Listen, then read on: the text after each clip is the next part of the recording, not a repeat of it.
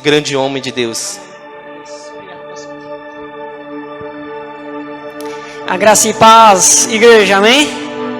Glória ao nome de Jesus. Que felicidade de poder estar aqui com os irmãos. Mais um culto, podendo pregar a palavra de Deus, podendo junto com os irmãos estar adorando o nome de Jesus. É para isso que nós existimos, para louvar e para glorificar o nome dele. Amém? Glória a Jesus. Como sempre, irmãos, eu inicio agradecendo pela oportunidade, porque é um privilégio que eu recebo da parte de Deus e estar podendo pregar aqui, podendo estar exercendo o meu ministério nesta igreja. É uma graça, é uma dádiva do Senhor. Amém? Ele tem sido gracioso comigo e eu não canso de agradecer a Deus por estar me usando, por estar me dando a oportunidade de testemunhar o que Deus tem falado comigo, o que Deus tem feito na minha vida. Amém? Sem mais delongas, convido os amados irmãos a abrirem a palavra de Deus em Mateus capítulo 17, versículo 1 até o versículo 8. Se o Senhor me permitir, estarei aqui pregando debaixo do tema O Glorioso Jesus.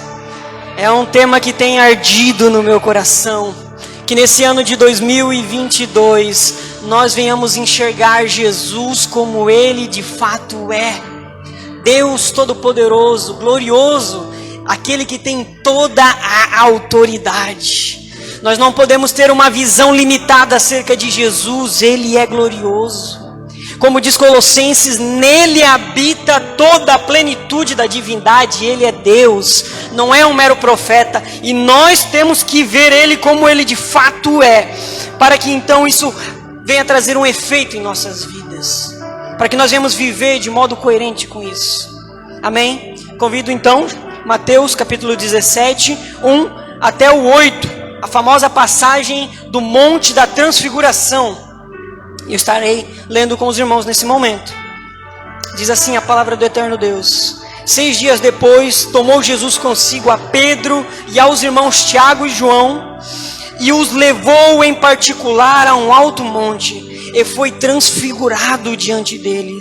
O seu rosto resplandecia como o sol, e as suas vestes tornaram-se brancas como a luz. E eis que lhe apareceram Moisés e Elias falando com ele. Então Pedro disse a Jesus: Senhor, bom é estarmos aqui.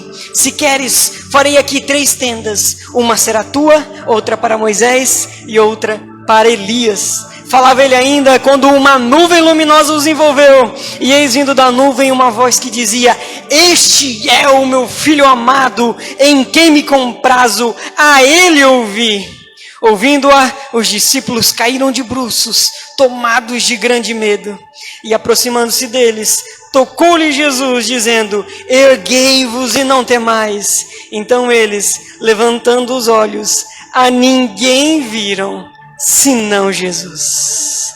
Aleluia, irmãos. Vamos ter mais um momento de oração então a Deus, pedindo a iluminação do Espírito Santo. Querido Deus, nós estamos mais uma vez na Tua santa presença, Pai, te agradecendo pela oportunidade de poder cultuar o Teu nome. Nós já, Pai, dizemos o que o Senhor é, nós cantamos louvores, entronizando o Teu nome, Pai, porque Tu és grande. Nesse momento, Pai, nós nos calamos para ouvir a Tua palavra, Pai. Fala conosco hoje por meio da Tua santa palavra, por meio da Bíblia, Pai. Usa, Deus, este miserável, este pequeno, Pai, este pequeno pregador, para pregar este evangelho, Pai. Me usas com o Teu Espírito Santo, me capacita, me reveste do Teu poder, Pai. Que eu não venha passar nenhuma impressão errada, Pai, que eu venha falar somente o que és Tu, o que é a Tua verdade, o que é a Tua palavra, para que saiamos daqui hoje transformados, Pai, para que o Teu Espírito opere uma obra poderosa em nossas vidas, Pai. Nós precisamos de Ti, Pai, nós dependemos de Ti. E por isso a Ti oramos, em nome de Jesus. Amém. Amém. Então, queridos irmãos, esse texto que nós lemos fala de uma passagem onde Jesus convida, onde Jesus chama Pedro, Tiago e João e leva eles para um monte. E neste monte Jesus então ele é transfigurado. há uma transformação na imagem de Jesus. Jesus começa a resplandecer, ele fica glorificado naquele momento. O Pai o exaltou de modo sobremaneira naquele momento. Os discípulos olhavam para Jesus e viam a sua glória. E então, esta passagem, irmãos, ela fala... Só um momento, queridos, para eu abrir o meu esboço. Essa palavra, ela vai falar acerca da glória de Jesus. Só que para nós compreendermos esta passagem, irmãos, nós precisamos retornar para o capítulo anterior. Nós para entender o que é Mateus capítulo 17, por que Jesus levou os seus discípulos ao Monte da Transfiguração, nós precisamos entender o que estava acontecendo. Nós precisamos entender o contexto dessa passagem. E lendo o capítulo 16, o capítulo anterior, nós vemos que a tônica deste capítulo era: quem é Jesus? Qual é a identidade de Jesus? Nós vemos que Jesus chama os seus discípulos e pergunta para eles: o que o povo diz que eu sou?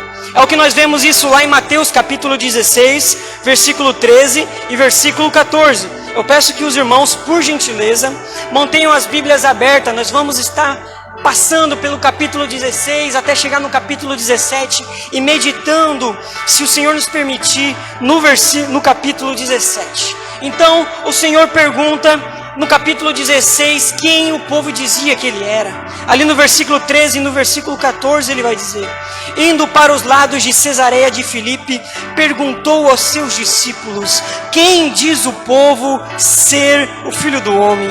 E eles responderam: uns dizem João Batista, outros Elias, outros Jeremias ou algum dos profetas.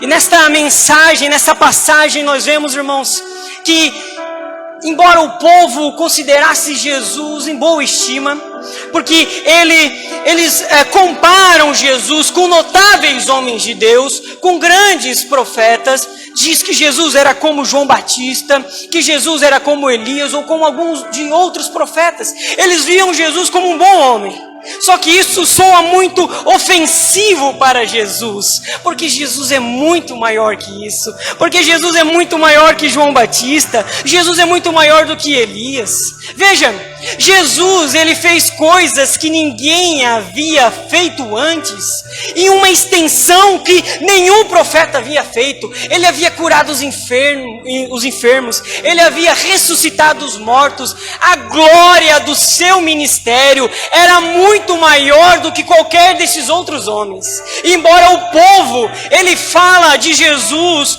comparando ele como bons nomes, com bons profetas, como pessoas boas, isso soa ofensivo para Jesus, porque ele é muito maior que isso. Ele precisa ser reconhecido como ele de fato é. Este povo considerou Jesus aquém do merecido. Ele é muito maior do que João Batista, ele é muito maior do que Elias. Ele é Jesus, o Filho de Deus, o próprio Deus encarnado. Irmãos, atualmente isso não é diferente. Hoje em dia é isso que acontece. Embora tenha uns malucos aí que odeiem Jesus, a grande maioria das pessoas considera Jesus como um bom homem.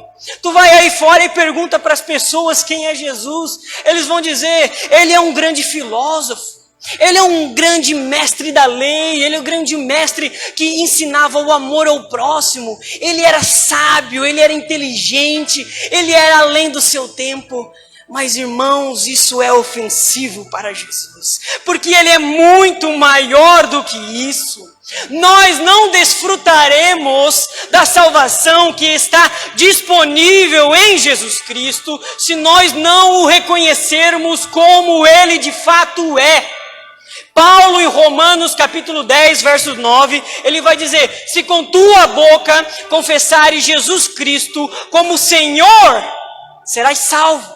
E em teu coração creres que Deus ressuscitou dentre os mortos, será salvo. Nós precisamos considerar Jesus, nós precisamos reconhecer Jesus como Senhor. Ele é Senhor, ele é exaltado sobre todas as coisas. Irmãos, o termo Senhor que aparece em Romanos capítulo 10, verso 9, ele não era um termo que era empregado a homens comuns. O termo Kyrios, o termo Senhor, era o termo que era utilizado para designar quem era o imperador de Roma. E dentro da cultura de Roma, o imperador de Roma não era um homem, ele era uma divindade. Naqueles tempos, as pessoas cultuavam o imperador. Bom, hoje em dia isso também acontece. Não deveria, né? Mas as pessoas ainda cultuam os políticos. Mas naquele tempo as pessoas acreditavam que César era Deus e por isso empregavam o termo Kyrios a César. Mas aqui em Romanos capítulo 10, verso 9, Paulo diz que nós temos que reconhecer Jesus como Kyrios, como Senhor. Nós temos que reconhecer Jesus como Deus. Nós temos que reconhecer Jesus como Ele de fato é Senhor sobre as nossas vidas. Então desfrutamos da salvação. Quando a gente não faz isso, a gente não alcança o requisito para ser salvo. A gente vê em João capítulo 3, o Nicodemos, um dos principais religiosos daquela época, ele chega para Jesus chamando ele de mestre. E Jesus se vira para ele em João capítulo 3, verso 7 e diz: não te admires de eu te dizer, importa-vos nascer de novo. Ah, irmãos, nós precisamos reconhecer Jesus como Ele de fato é. Se nós não reconhecemos Jesus em sua glória, se nós não reconhecemos Jesus como majestoso como Ele é, isso é uma evidência de que nós não nascemos de novo, de que os nossos olhos não foram abertos para contemplar a glória de Jesus. Nós precisamos olhar para Jesus e reconhecer Jesus como Senhor e como Salvador das nossas vidas. Não há salvação em nenhum outro nome, Pedro vai dizer na sua pregação em Atos dos Apóstolos, capítulo 4, verso 12. E nenhum outro nome há dado entre os homens, pelo qual importa que sejamos salvos. É somente no nome de Jesus que há salvação. Nós precisamos reconhecer Ele como Deus, como Senhor. Eu concordo, irmãos, com C.S. Lewis. Lendo um livro dele, ele dizia que se o que a Bíblia diz acerca de Jesus é verdade, porque a Bíblia diz várias coisas interessantes sobre Jesus. Jesus, ele vai falar nos evangelhos: eu sou a luz do mundo. E quando ele usa o termo eu sou ali, no grego é a palavra ego emi, que ela é a transliteração do nome de Deus, do hebraico do Antigo Testamento, onde naquela passagem de Êxodo capítulo 3, onde Deus aparece para Moisés na sarça ardente, e ele fala que o nome dele é eu sou.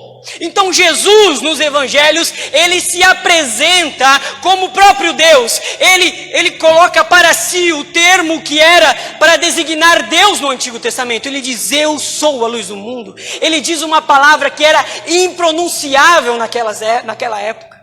Eles não falavam o nome de Deus, eu sou. Eles tinham medo, reverência por causa deste nome representar o nome de Deus. E Jesus, ele se apresenta como Deus. Ele chega nos evangelhos e diz também para as pessoas: perdoados estão os teus pecados.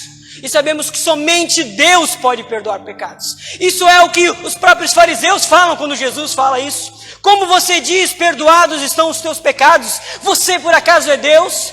E Jesus, ele não diz que não é Deus, ele só diz para os fariseus o seguinte: o que é mais fácil dizer, perdoados estão os teus pecados, ou levanta, toma o teu leito e anda?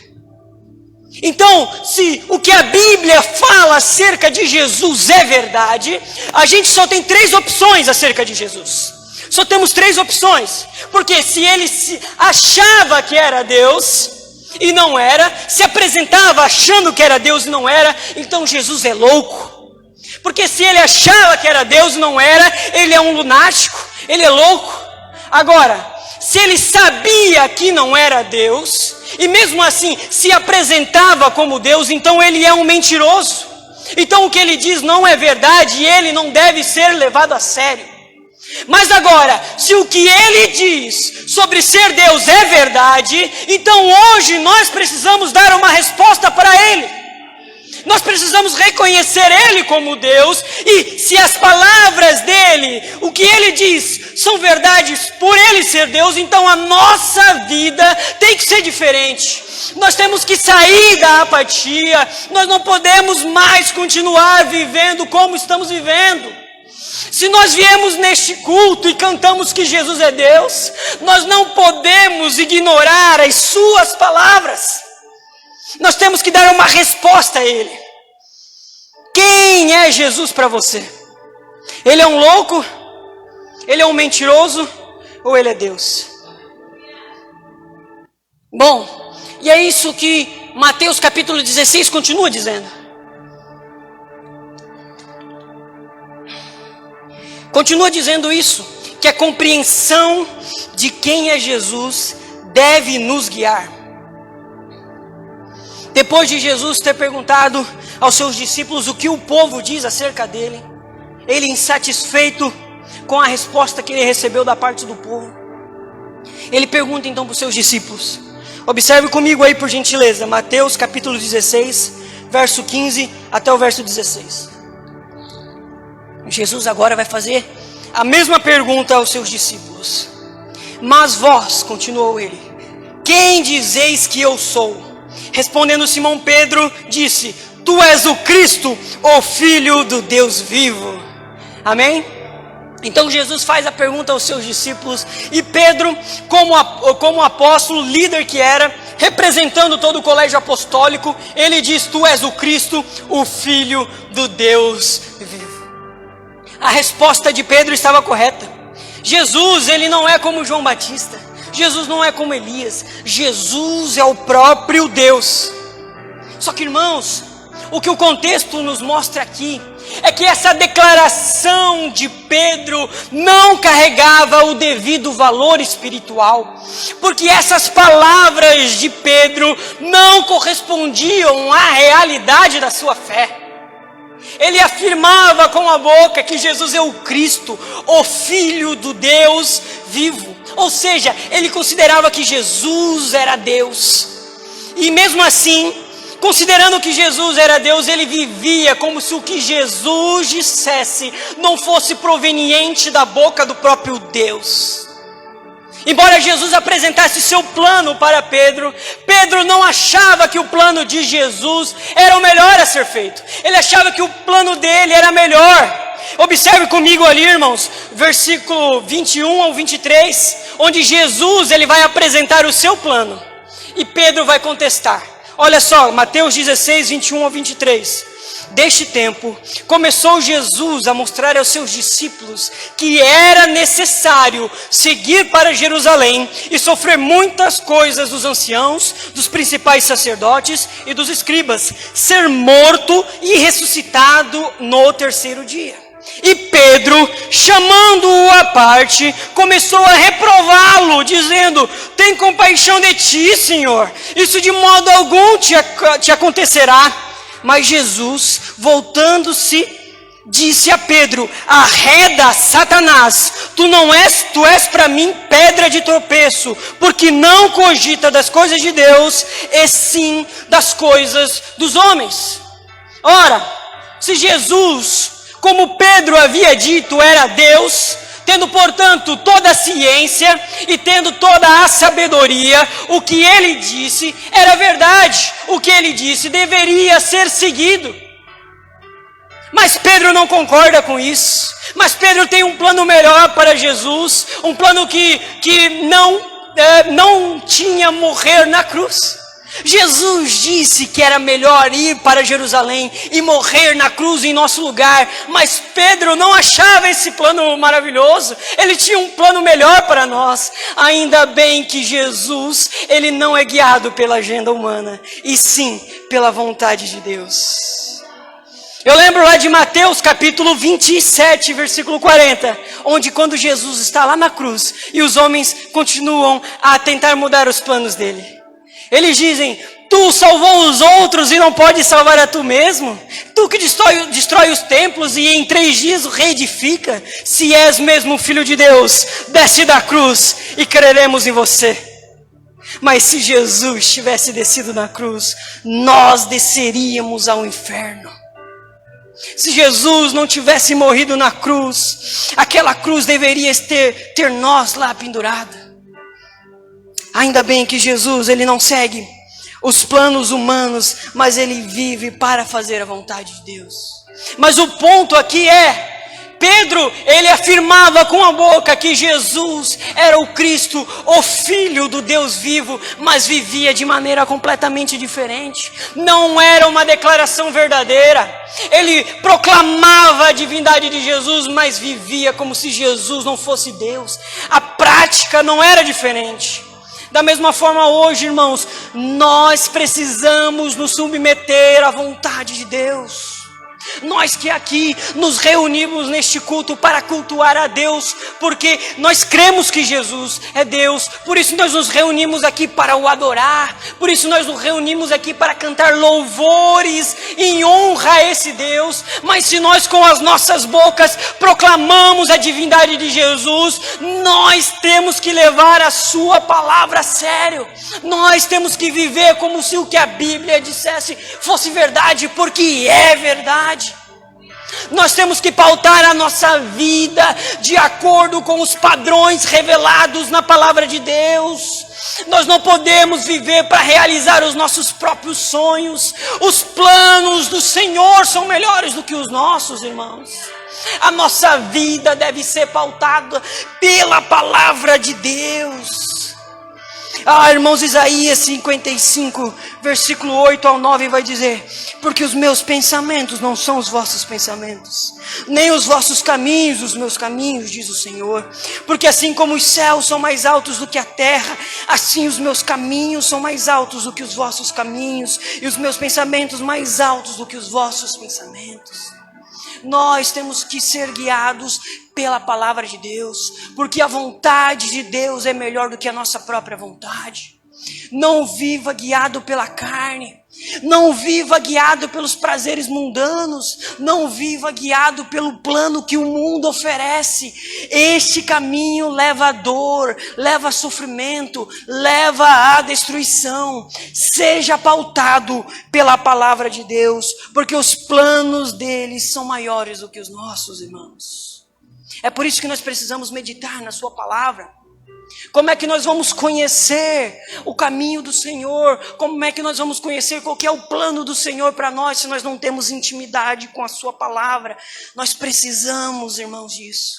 Que nesse ano de 2022 nós viemos desenvolver esse compromisso com o Senhor, compromisso com a sua palavra. Irmãos, trace um plano de leitura anual da Bíblia. Você não pode passar o ano todo sem terminar de ler a sua Bíblia capa a capa. Faça isso, irmãos. Se você ler 3 capítulos da Bíblia por dia, até o final do ano você a leu inteira. E quantos minutos leva para ler 3 capítulos da Bíblia? Nós precisamos ter um compromisso com o Senhor. Hoje você está sendo instado, você está sendo encorajado a fazer isso. Saia daqui com esse compromisso selado com o Senhor, de meditar na sua palavra, de pautar a sua vida de acordo com o que Ele prescreve, irmãos. Então nós vamos desfrutar das bênçãos que o Senhor promete em sua palavra. Não é penoso isso, irmãos. Ler a palavra de Deus, orar, não é um peso, não é um fardo. Você vai ver que é o momento, vai ser o melhor momento do seu dia. Vai ser o momento onde você vai sim chorar, vai ser o momento onde você vai sim cair de bruços por vezes, mas é um momento que vai te trazer alívio, que vai te trazer paz. Não é algo que vai cansar, mas é algo que vai trazer refrigério para a sua vida, porque é o que Jesus diz em sua palavra: vinde a mim, vós que estáis cansados e sobrecarregados, e eu vos aliviarei. Tomai sobre vós o meu jugo e aprendei que sou manso e humilde de coração. Então, trace esse objetivo na sua agenda. Leia a Bíblia no ano de 2022. Então, queridos irmãos, voltando aqui para o texto, Pedro ele faz uma declaração de que Jesus é o Cristo, Filho do Deus vivo, mas vive como se isso não fosse verdade.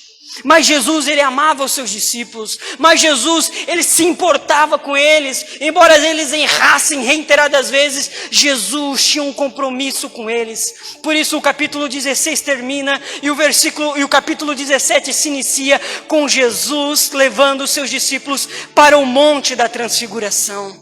Jesus, ele acreditava que se aqueles discípulos tivessem uma experiência com Deus, esses discípulos seriam transformados. Se esses discípulos, eles vissem visivelmente a glória de Jesus, como Jesus de fato era o Filho do Deus vivo, se eles contemplassem isso, eles seriam transformados. E é aqui que se inicia o capítulo 17, e é o primeiro ponto que eu quero ministrar aqui nessa noite. O primeiro ponto desse sermão é: a experiência da glória de Deus transforma vidas. Jesus pega esses discípulos que proclamavam uma coisa e vivia outra coisa e os leva para ter uma experiência com a glória de Deus. O que eu tenho a dizer hoje é que nós precisamos de uma experiência com Deus vivo. Nós precisamos contemplar a glória de Deus, irmãos. Porque quando nós vemos com os olhos da fé Jesus glorificado, a nossa vida é transformada, irmãos. Eu cito aqui o exemplo de Jó. Jó, se você abrir a Bíblia em Jó 42, versículo 5 e versículo 6, você vai ver o que a palavra de Deus diz. Porque Jó, ele, embora fosse um homem justo, um homem temente a Deus, ele ocorre um episódio onde ele perde os seus bens, onde ele perde a sua saúde, onde ele perde os seus filhos. Então, ele acha que ele sofreu uma injustiça da parte de Deus. E ele, durante todo o livro de Jó, se você ler Jó do início ao fim, você vai ver que Jó, a todo momento, ele fica clamando ao Senhor. Ele quer uma audiência com Deus. Ele quer estar diante do Deus vivo para poder se defender. Ele quer dizer: ó Senhor, eu sou um homem justo. O que está acontecendo comigo não deve acontecer. Favor reverter o meu quadro. Ele fica clamando isso capítulo após capítulo. Ah, se eu tivesse uma oportunidade de estar diante de Deus e poder defender a minha causa. Ele fica falando isso. Mas no capítulo 42, Deus decide rasgar os céus e aparecer para Jó. E olha comigo o que Jó diz. Jó 42, versículo 5 e versículo 6. Eu te conhecia só de ouvir, mas agora os meus olhos te veem. Por isso me abomino e me arrependo no pó e na cinza. Quando Jó vê a glória de Deus, quando Jó contempla o glorioso Deus aparecendo, rasgando os céus, ele não quer mais argumentar com Deus, ele não quer mais defender, ele é transformado, a sua visão é transformada, ele não quer mais se defender, ele quer adorar esse Deus, ele se rasga, ele se joga no chão, reconhecendo a glória de Deus, porque uma experiência com Deus transforma vidas. Eu cito aqui também o caso do profeta Isaías. Todos conhecem essa passagem, eu não preciso nem citá-la aqui. Mas lá em Isaías capítulo 6, é dito que no ano em que morreu o rei Uzias, eu vi o Senhor assentado num alto e num sublime trono. Ele vê o Senhor assentado no seu trono. Ele vê os anjos ao seu redor clamando: Santo, Santo, Santo é o Senhor. Toda a terra está cheia da sua glória. Quando o profeta Isaías, ele contempla a glória de Deus, ele diz: ai de mim, porque eu sou um homem de lábios impuros e habito no meio de um povo de impuros lábios, e os meus olhos viram o Senhor. Irmãos, ele quando contempla a glória de Deus, ele tem a vida transformada, ele se arrepende dos seus pecados, ele quer mudar de vida, ele tem arrependimento. Ai de mim, ele sente uma dor, é um parto da alma diante da glória de Deus. Nós precisamos, irmãos, contemplar Jesus como Ele é. Nós precisamos, com os olhos da fé, ver Jesus exaltado. Nós precisamos nos levantar diariamente e ir trabalhar sabendo que Jesus é Senhor, sabendo que Ele é Deus, que Ele está no controle de todas as coisas e que nós adoramos o Deus vivo. Aleluia! Uma experiência com Deus transforma vidas. Por isso Jesus leva aqueles discípulos para o Monte da Transfiguração. O segundo ponto que eu quero ministrar, irmãos, é que a visão da glória de Deus não é vista por todos. Leia comigo, por gentileza, Mateus capítulo 17, verso 1 e verso 2 novamente. Vamos meditar nesse texto que nós já lemos no início. Calmamente. Mateus capítulo 17, verso 1 ao 2. 6 dias depois, tomou Jesus consigo a Pedro e aos irmãos Tiago e João, e os levou em particular a um alto monte, e foi transfigurado diante deles. O seu rosto resplandecia como o sol, e as suas vestes tornaram-se brancas como a luz. Então, irmãos, nessa passagem, Jesus manifesta a sua glória aos seus discípulos. O seu rosto brilhava como o sol, demonstrando o seu excelso poder. As suas roupas ficaram brancas, denotando a sua suprema santidade. Então, o que a gente vê é que não havia uma multidão ali para ver a glória de Jesus. Havia ali apenas 3 dos seus mais íntimos discípulos. A gente pode pensar, começar a conjecturar aqui, mas será que toda aquela multidão tivesse visto Jesus daquela maneira, eles não teriam seguido Jesus? Por que Jesus então não aparece glorioso assim como ele é para as multidões? Por que Jesus não aparece assim para todo mundo? E lendo a Bíblia, a resposta que nós encontramos é que a manifestação da glória de Deus é para os que o buscam. A manifestação da glória de Deus é para os que o buscam. Quando nós lemos Salmos 25, versículo 14, nós vemos: a intimidade do Senhor é para os que o temem, aos quais Ele dará a conhecer a sua aliança. Jesus, Ele se manifesta aos íntimos. A multidão, irmãos, queria milagres. A multidão queria comida, queria um libertador político. Mas os discípulos não. Os discípulos queriam Jesus. Eles haviam largado a mão de tudo para seguir Jesus. E quem quer Jesus, ganha Jesus. Quem busca, o encontra. Irmãos, o que eu tenho a te dizer hoje é: tenha fome de Deus. Seja como esses discípulos, seja íntimo de Jesus. Tenha fome de Deus, tenha fome da presença de Deus. Busque o Senhor intensamente. Rasgue o teu coração no teu quarto diante da presença de Deus e clame: Senhor, revela-te a mim. Nós precisamos ter fome de Deus. Irmãos, nós precisamos ter fome de Deus. A intimidade do Senhor traz muitos benefícios, irmãos. Esses discípulos que tinham fome de Deus, que eram os mais íntimos de Jesus, eles viram Jesus glorificado. Quando nós lemos o Antigo Testamento, nós vemos a história de Eliseu. 2 Reis 6, verso 15 ao verso 17. Eu cito isso aqui para mostrar para os irmãos que existem benefícios de serem íntimo de Jesus, de ser íntimo de Jesus. Eliseu, ele está com seu moço e ele vê o que mais ninguém vê. Ele consegue ver a glória de Deus. Eu vou ler com os irmãos aqui. Tendo se levantado muito cedo o moço do homem de Deus e saído, eis que tropas, cavalos e carros haviam cercado a cidade. Então seu moço lhe disse: ai, meu senhor, que faremos? Ele respondeu: não temas, porque mais são os que estão conosco do que estão com eles. Orou Eliseu e disse: Senhor, peço que te abra os olhos para que veja. O Senhor abriu os olhos do moço e ele viu que o monte estava cheio de cavalos e carros de fogo em redor de Eliseu. Ah, irmãos, que maravilha! Eliseu, um homem que era temente a Deus, um homem que buscava a Deus intensamente, ele via o que mais ninguém estava vendo. As pessoas viam a cidade cercada do exército inimigo, mas Eliseu estava vendo os anjos de Deus acampados ao seu redor. Quem é íntimo do Senhor consegue contemplar a sua glória. Irmãos, nós precisamos buscar o Senhor. Eu não quero aqui ser repetitivo, mas isso é verdadeiro e isso é muito importante. Nós precisamos ter fome de Deus. Nós precisamos buscar o Senhor.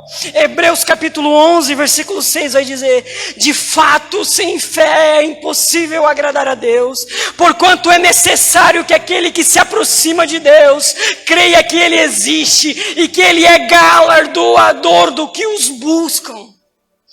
Irmãos, a palavra galardoador é recompensador.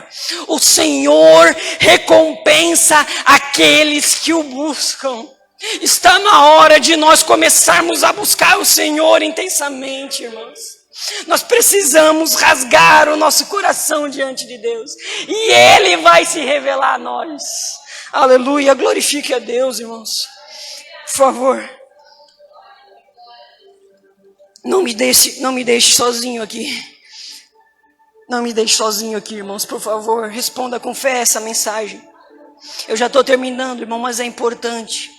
Isso aqui é uma das mensagens mais importantes que eu já preguei. Nós precisamos buscar o Senhor. O ano de 2022 não pode ser como os demais. Nós precisamos rasgar o nosso coração diante de Deus. Não saia daqui hoje da mesma forma que você entrou. Nós precisamos sair daqui com uma resolução. Nós precisamos sair daqui convictos do que nós vamos fazer durante o resto do ano. Nós não podemos continuar na apatia. Nós não podemos continuar sem fome de Deus. Nós temos que buscar a Deus em oração. Nós temos que rasgar nosso coração diante de Deus, reconhecer que nós não somos nada, que somos miseráveis, que sem a graça de Deus nós estamos perdidos. Nós precisamos de Deus. Nós precisamos de Deus. O terceiro ponto, irmãos, é a glória de Jesus é inconfundível. Só tem 4 pontos, eu já estou encerrando. Mas a glória de Jesus é inconfundível. Eu preciso recuperar minha voz. Aleluia. Aleluia, Deus. Vamos ler novamente os versículos 3 e o versículo 4, irmãos. Diz assim a palavra de Deus: eis que lhe apareceram Moisés e Elias falando com ele. Então disse Pedro a Jesus: Senhor, é bom estarmos aqui. Se querem, farei aqui 3 tendas. Uma será tua, outra para Moisés e outra para Elias. Irmãos, quando nós lemos este relato no Evangelho de Lucas, tem um detalhe a mais aqui que passa despercebido. Quando nós lemos o relato do Monte da Transfiguração no Evangelho de Lucas, nós percebemos que enquanto Jesus estava orando, os discípulos estavam cheios de sono, querendo dormir. Então, quando eles se deparam com aquela cena gloriosa de Jesus estando ali e aparecendo Moisés e aparecendo Elias, eles ficam cheios de emoção, mas vazios de entendimento. Porque Pedro, ele chega diante de Jesus, daquele jeito eufórico como ele estava, e ele começa a dizer: façamos então aqui 3 tendas. Ele quer fazer uma tenda para Moisés, ele quer fazer uma tenda para Elias e uma tenda para Jesus. Ele não percebe, ele está eufórico, mas ele está colocando Jesus no mesmo balaio do que Moisés e Elias. Ele não está reconhecendo Jesus como de fato Jesus é. Ele está aqui como o povo que dizia que Jesus era como Elias, como João Batista. Ele, embora com a boca tenha dito que tu és o Cristo, o Filho do Deus vivo, ele está ali agora colocando Jesus na mesma condição que Moisés e que Elias. Então Deus Pai, ele vê aquela cena e ele decide intervir. Daí vem o versículo 5, onde Deus Pai rasga os céus e brada, dizendo: falava ele ainda, quando uma nuvem luminosa os envolveu, e eis que vindo da nuvem uma voz que dizia: este é o meu filho amado, em quem me comprazo, a ele ouvi. Ah, irmãos, que maravilha! Deus, ele rasga os céus e ele corrige aqui, é Pedro. Porque Jesus não é como Elias, Jesus não é como Moisés, Jesus, ele é glorioso, a glória de Jesus é peculiar, ninguém pode se comparar com a glória de Jesus. Este é o meu filho amado, em quem me comprazo, a ele ouvi. Ah, irmãos, nós precisamos colocar Jesus no seu devido lugar, ele é Deus, ninguém pode ser colocado no mesmo patamar do que Jesus. Nenhum homem pode ser colocado no mesmo patamar do que Jesus. Ele precisa receber toda adoração, ele precisa receber toda honra e toda glória. Ah, irmãos, o que Deus Pai está dizendo nessa passagem é que a nossa vida, a nossa igreja, ela deve ser cristocêntrica. Jesus deve ser o centro desta reunião, irmãos. Não é Moisés, não é Elias, não é nenhum homem. Nós temos que vir aqui para adorar a Jesus. Jesus tem que ser o centro da nossa pregação. Jesus tem que ser o centro dos nossos louvores. Nós temos que pregar acerca da glória de Jesus, de quem Ele é, do que Ele fez. Ah, irmãos, nós não podemos perder nosso tempo. Nós temos que reconhecer Jesus como Ele de fato é. Ele é único, Ele é soberano. Nós não podemos fazer como falsas igrejas aí fora, que motivadas por motivos financeiros, irmãos, elas não falam mais de Jesus. A sua mensagem é para agradar aos homens. Elas falam sobre prosperidade, elas falam sobre bens, elas falam sobre esta vida aqui apenas. Elas não falam de Jesus. Essas igrejas também não falam mais contra o pecado. Elas não denunciam o pecado. Elas não exortam as pessoas a viverem de acordo com a palavra de Deus. Elas não querem desagradar ninguém, mas no afã de não desagradar ninguém, elas desagradam o Deus vivo. Nós não podemos ser assim. Nós temos que ser uma igreja cristocêntrica. Nós temos que pregar a palavra de Jesus. Nós temos que cantar a palavra de Jesus. E nós temos que viver a palavra de Jesus. Jesus é o centro. Jesus é o centro. É tudo sobre Jesus. Esse Jesus glorioso está aqui, irmãos. Este culto é para adorar a este Jesus glorioso. Amém. Então vamos para o quarto ponto para orar, irmãos. Se o ministério de louvor já quiser subindo, se preparando. O quarto ponto, irmãos, é que o glorioso Jesus nos tira o medo. O glorioso Jesus nos tira o medo. Vamos ler novamente o versículo 6, 7 e 8, irmãos. Diz assim a palavra de Deus: ouvindo os discípulos, caíram de bruços, tomados de grande medo. E aproximando-se deles, tocou-lhe Jesus, dizendo: erguei-vos e não temais. Então eles, levantando os olhos, a ninguém viram, senão Jesus. O que aconteceu aqui, irmãos, é que a advertência de Deus Pai deixa os discípulos com medo. Eram discípulos que eles não estavam ali orando, eles estavam cheios de sono, querendo dormir.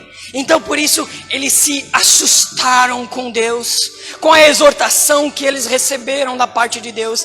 E eles tiveram medo, eles ficaram aterrorizados, achando que seriam julgados por Deus.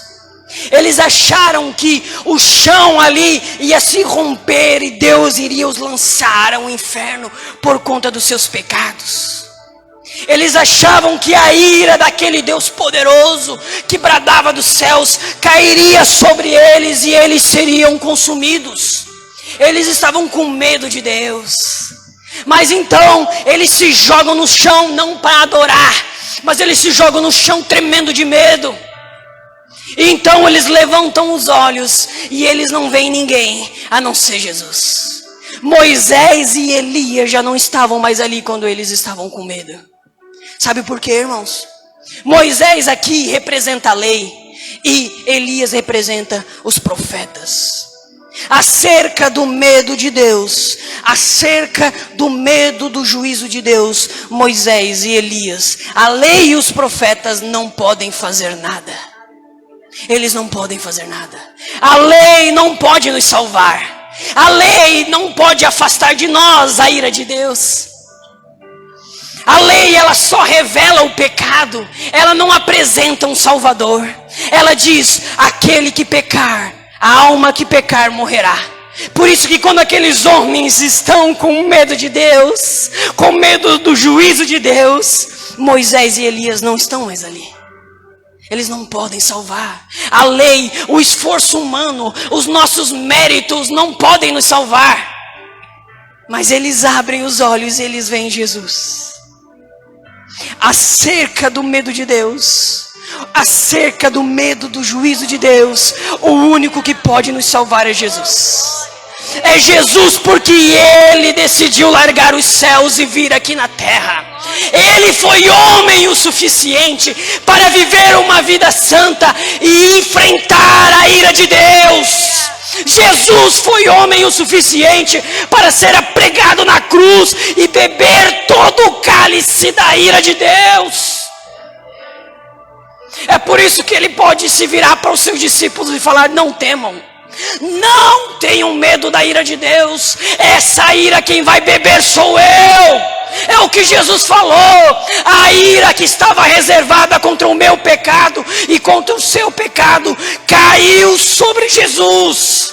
É isso que é o Evangelho. É isso que essa mesa significa. Que havia uma ira contra nós e ela caiu sobre Jesus.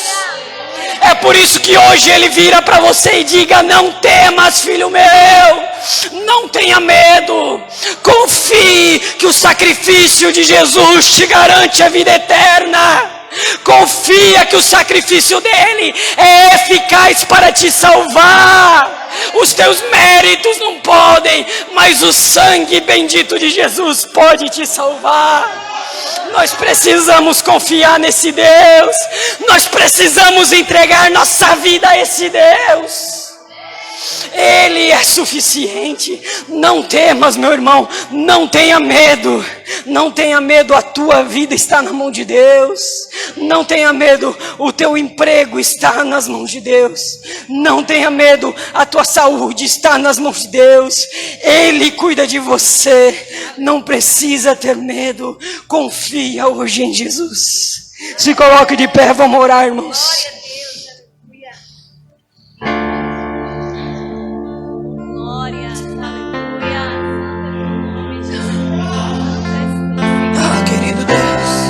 Nós chamamos, Deus. Nós glorificamos o teu nome. Eu quero orar aqui, irmãos. Eu quero orar para encerrar a mensagem. Mas se tem alguém aqui que deseja entregar a sua vida aos cuidados deste Deus, mas se tem alguém aqui que quer receber uma oração, que saiu de casa com um aperto no coração, você pode vir à frente. Nós vamos estar orando por você. Se tem alguém aqui que quer confiar a sua vida ao único e verdadeiro Deus, pode vir à frente, irmãos.